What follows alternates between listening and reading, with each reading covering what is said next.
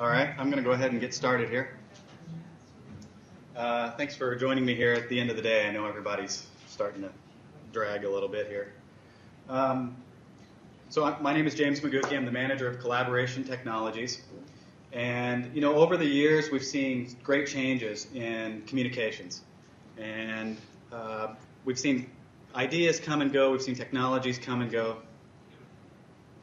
I can't hear you. You can't hear me? Just grab the mic. I can reach this. I hear myself up here. So I thought you could hear me, but you can't. So over the years, we've seen a lot of technologies come, a lot of technologies go. You know, I think one of the things we expected that came for about this long and then went away was a convergence on technologies. And we saw video communications, you know, go from circuit switch technologies, ISDN, T1 lines, baseband video, to H.323, and then to SIP, and then all of a sudden something happened, and everything split apart. So I started to think about all of the different collaboration tools that I use regularly, and I grabbed just a couple. When I looked at my laptop, and I don't think that I'm different than many of you, I counted 12 different applications on my laptop that are used for collaboration. And you know, some of these are really fantastic, and we use them every day, and I love them. But it doesn't mean that everybody else uses the same applications that I use. So, you know, we're big Link users. Link is fantastic, but not everybody uses Link, and even those that use Link are not federated with us, for instance. So, what do we do? You know, this is a problem because in the educational market, we have a need to bring in a lot of external speakers. For instance, in classes, we have speakers who give presentations from all over the world. This is a daily occurrence for us. It's become normal for classes to expect presenters from anywhere at any time of the day. So then the second thing that we have is an established base of video conferencing systems. So these are systems that are dedicated for one thing. Mostly small rooms. Some are standards-based, some are proprietary. They work for one scenario and one scenario only. These are a couple of our standard rooms, but there are, I think, maybe 300 rooms that have hardware codecs, hardware appliances installed in them. So, you know, I'm not the only one who thought about this. And Google had this idea, and they've got a lot of ideas. And one of them is, let's move apps into the web browser. Of course, a lot of this is market-driven.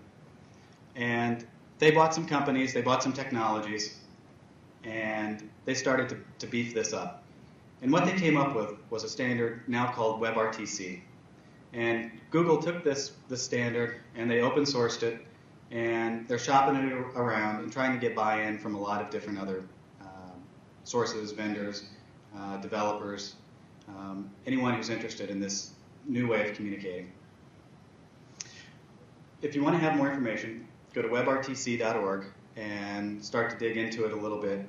You'll find that it's very easy to begin with, and then you can get really deep down in the weeds, but it's a fantastic concept. So like I said, Google took this idea, WebRTC, and they took it to the W3C, and it's now in draft mode. And there's been a lot of discussion and a lot of development and a lot of progress, particularly in the last 6 to 12 months in WebRTC. And it's just been recently that we're actually seeing good products hit the market, good projects at universities around the world, and a lot of interest in this concept called WebRTC. So I did say it's a Google project, or it started as a Google project. So I have to be honest with you, not everybody's on board with this just yet. Google Chrome browser, Chrome devices, and that includes Android, Mac, PC, Linux, all support the WebRTC standard as it's written today. Firefox as well, And Opera, maybe. And preface that by saying many things work, but Opera's done a few things differently. And so if you're a developer, you may have to tweak your code just a little bit. If you use Google Chrome, you may notice sometimes when you go to a website that it asks you to do things. And one of the things that it asks you is, on some websites, is, you know, I want to use your camera. Will you give me access to your camera? And that is WebRTC. So it will never broadcast your camera without your permission. And it's very obvious what it's doing.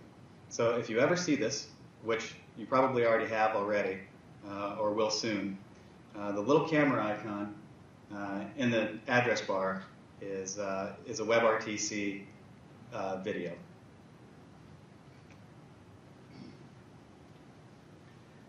So I'm not sure that you can see that in the back. I don't want to get too deep into the technical details here, but this is a diagram that explains some of the major pieces of WebRTC. And at the very top of the diagram, you'll see in purple, well, maybe you can't see it, Web API. And that's the most important piece of WebRTC, is that it's easy to use. There's a Web API. Any web developer that's done JavaScript can implement WebRTC and make video communication applications. And then below that are a set of APIs for communications, data channels, and those types of things. All the rest of it's really abstracted. So as a web developer, you don't have to worry about what video codec to choose, or how do I do, echo cancellation, or all of these things that a web developer doesn't want to think about. They want to think about how to present that application. And so WebRTC really gives you that ability to abstract that and get it done in a very quick fashion.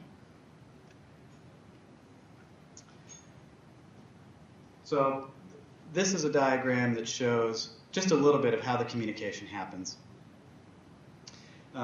Basically, you have a web app, you have signaling that says, how we want to do something, describe how you want to make the communication, and then send the media from one place to another. And it's very simple. This is the easiest way to make audio and video happen on the web.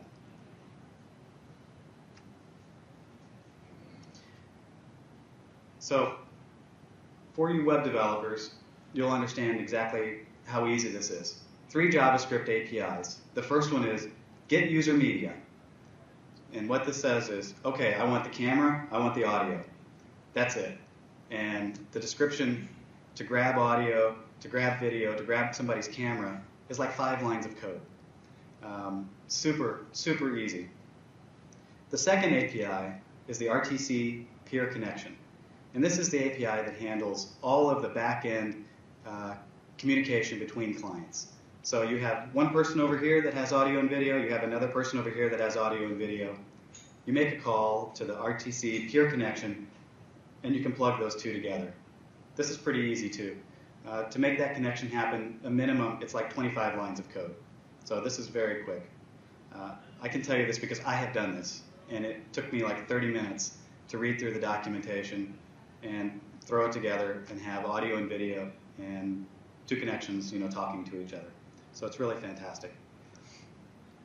The third API is one that leaves really a lot of flexibility for developers. And that one is the RTC data channel. So if you wanted to do a screen share, for instance, you would transmit that data over this channel. You would describe it this way. If you were writing a game, for instance, game data would travel over this data channel. Anything else that you can think of that you would need to communicate data between the clients happens right here. And it's really simple as well. So this is really great that we can have 2 web clients that can, video with each other. And this is nothing new. We've done this sort of thing for a while. But what's really powerful about WebRTC is that back end, that data connection that was described in that JavaScript API, is SIP. And SIP is a protocol that we all use for telecommunications. So we use that in the back end for our video conferencing. It's used for our telephony back end. It's a very standard way of moving audio and video between one place and the next. So once we plug that in to the rest of our infrastructure, whether that's video conferencing infrastructure, whether that's telephony infrastructure, whether that's gateways, we now have a method to easily bring in people from the outside only through the web browser. So it's extremely powerful.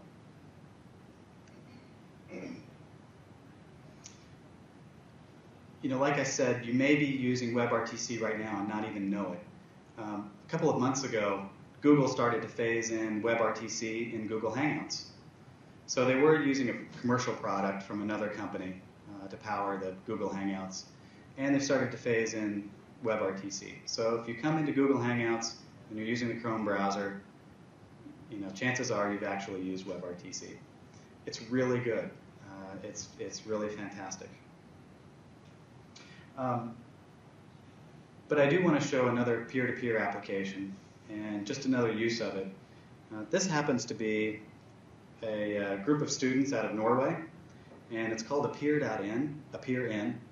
And you know, they got together as part of a project and said, how do we leverage WebRTC? How do we do some cool stuff with it?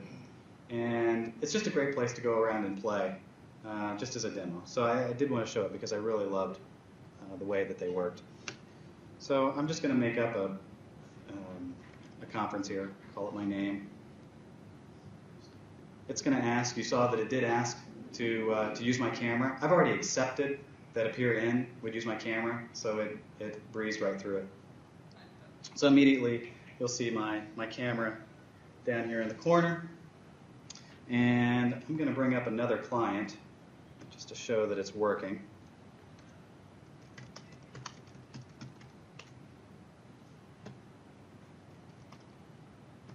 I'll meet in the same location and the same thing.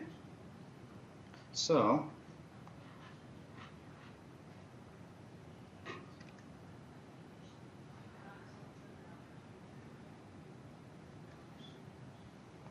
and of course in my demo it doesn't work, right?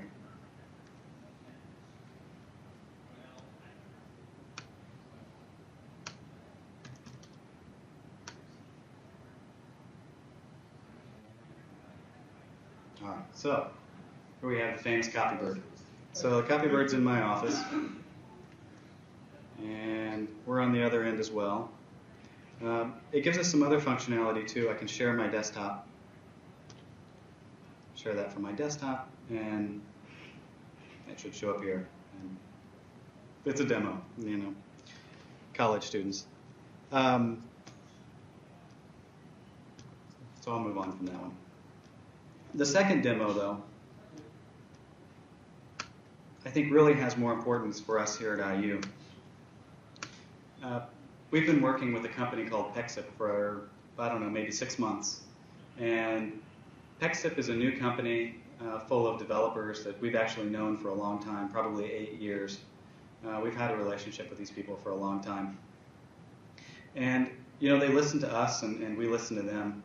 And one of the things that they have developed is a video bridge that uses virtual servers. It's a completely software-driven video bridge, and it allows the video bridge to scale infinitely. So they call the product PEXIP Infinity.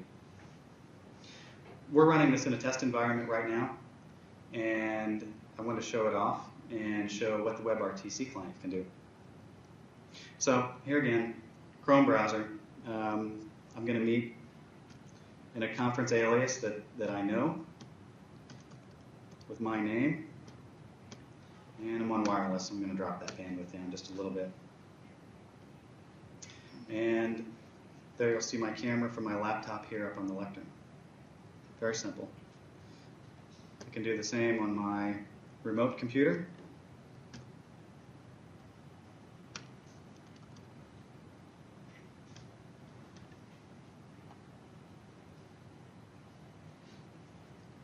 And we'll be connected. You should see Copybird here in just a second.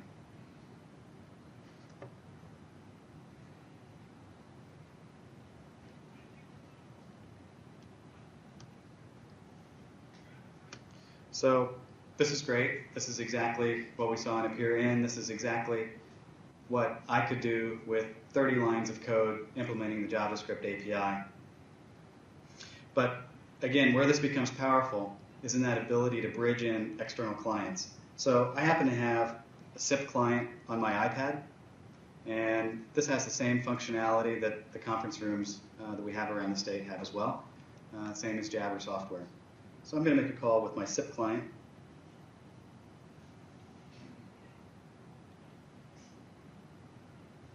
And you can see my iPad video down low. I think if I unmute, maybe I can get it to pop up a little bit. This is great because now we have bridging capability for all of our systems, for other systems, external systems, Microsoft Link, anything else that we can think about, now has a common means of communicating, plus all of those external clients that come in on a daily basis that don't want to install another download that sits there and fills up their hard drive. So it's a really, really fantastic and powerful tool.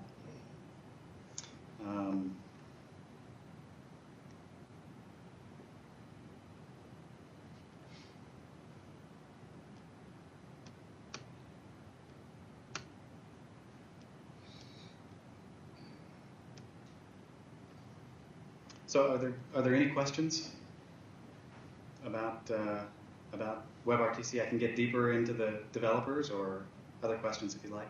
Yes? On that last one, can you screen share? So screen sharing, at the moment in PEXIP, it will accept a screen share. So if you're coming from a video conferencing system, you can view that screen share, but it doesn't have the ability to transmit at the moment, but it's coming.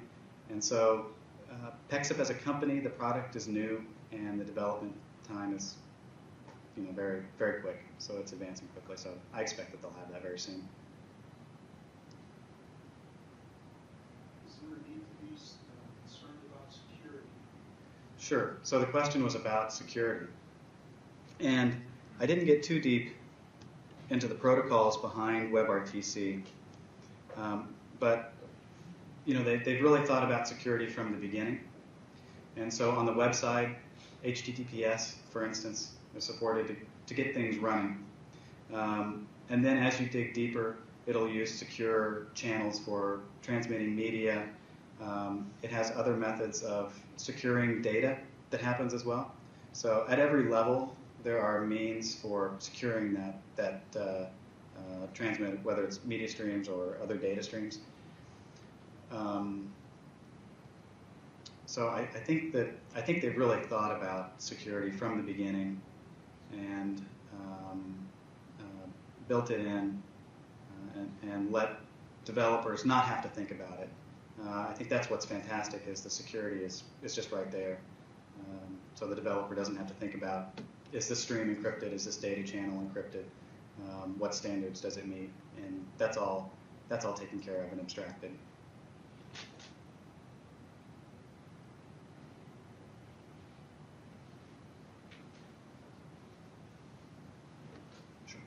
You said that if you want to start up the camera without your permission, haven't you really issued a challenge to every hacker?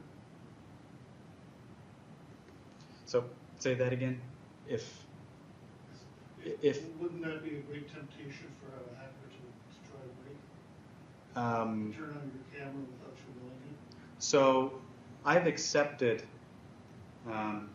On my demo, on my computer, I've accepted that I will allow the camera for this website. So it's per website. So as a user, I know that if I go to this website, I have to allow this camera, and I can choose to always allow this camera. But it's not an all or nothing thing. The other piece is that at the moment in Chrome, you do have to choose whether or not you want to implement WebRTC, and let me see here. I think I had that. Maybe I don't have it on my slide. Oh, actually I do. So if you go to the Chrome browser and get into the settings, it's Chrome://flags. You can kind of get deep into all the settings of the Chrome browser, and you can get into security settings and those kinds of things. You can enable and disable WebRTC in the browser. So if you don't want to allow WebRTC and some of the other functions, you can do so.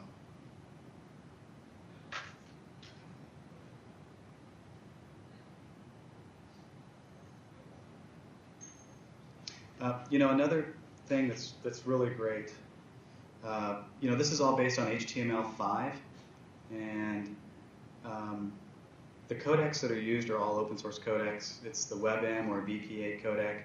Audio codecs are open source as well. That has been a point of contention with Microsoft, and Microsoft is not supporting the WebM BP8 codec at this point in time, and they have also challenged WebRTC with their own competing standard. It's CU RTC Web, and if you look at the diagram, it's basically the same, except that they've removed part of the means for description of the streams. So I think that Microsoft and the rest of the web browsers are very close to coming up with a standard that will work in all of the browsers. So whether or not Microsoft explicitly supports WebRTC, they are going to support something that's very similar to WebRTC that will allow web developers to easily adapt to the specifics of Internet Explorer. So that should be coming at some point in time, and we should have better cross-platform capabilities. James, so in the future, when all this standardization issues are worked out, the way you would see it is you might have an instructor in West Virginia and a class in South Bend, and the instructor then would go to the remote instructor would go to a particular web page, and the rest would be handled through the two web clients, the one in South Bend and the one in Virginia, correct? Right. So what we want to do is to be able to leverage the best facilities available. Right. So if we have a video conferencing room that already has good mics, good cameras, we want that faculty member, for instance, to be in one of those rooms. That's going to be the best situation for them. If they're a Link user, for instance, they already have that tool, they already have that app. We want them to be able to use Link. But that person on the other side doesn't need to download another piece of software. So, that's really where that power is at. There's nothing stopping those local users from using the WebRTC web app, but that may not be the best experience for them because the room itself may not be conditioned for video conferencing. So highest common denominator, is that the way to look at it? Right, yep. That's correct.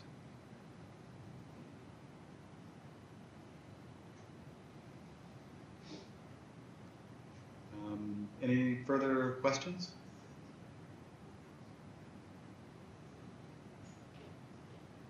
No? All right. Well, thank you guys. And if you have any questions, please feel free to ask me.